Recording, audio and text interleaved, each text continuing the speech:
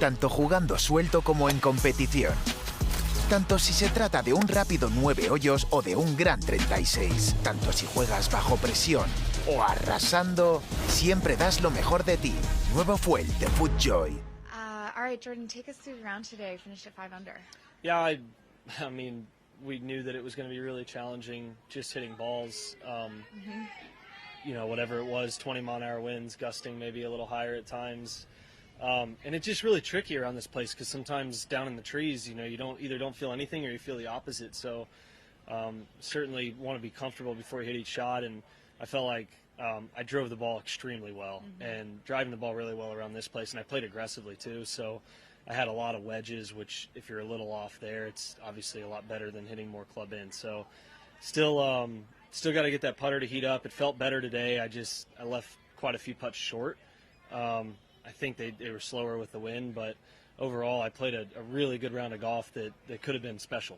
Yeah, I'm sure you guys knew that it would be windy, but was it as windy as you expected? Was it windier? I think it was kind of as expected. I think it was more so just it had kind of just made a turn during our round, and so trying to figure out when that happened, because the difference when it's blowing this hard of a little down or a little into could be 2 clubs, and they're not very big greens here, not very big areas to hit it. So that was really the challenge. It's actually kind of nice when you know it's for sure going one direction than when it's all over the place. So just try to keep it low, drive it, you know, keep it in the beacons off the tee, and from there you get some wedge opportunities. So very pleased with the round. Chip in on 12. Walk us through that.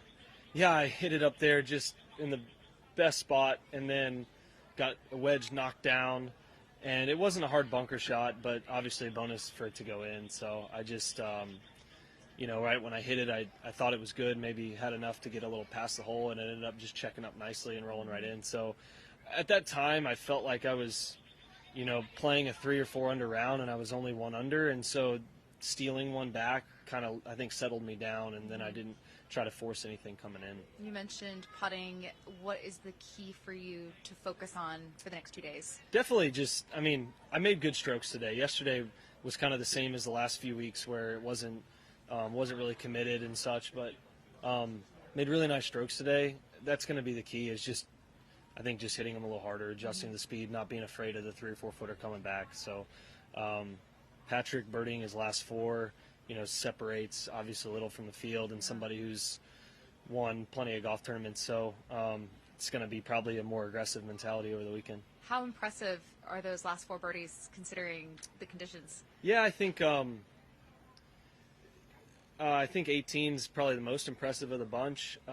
They are kind of wedges on 15, 16, and 17, but you still got to, I didn't birdie any of them, so obviously significantly better than me. But, you know, I mean, that just shows you that it's out there, right? Even when it's that windy, that, you know, you can still make birdies on this golf course. So hopefully he cools off a little bit, and you know, we can make a few ourselves.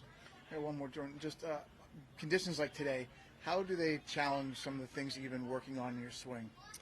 I feel really good about my ball striking's been really solid, but you do have to step up and kind of work it both ways. You know, you don't have a lot of room off the tees to start it far offline, so you've got to be pretty confident in keeping it down, hitting it up, working it right to left and left to right. So, you know, in that sense, you know, just timing wise, just trusting everything is just a little bit harder, but drove it really nicely.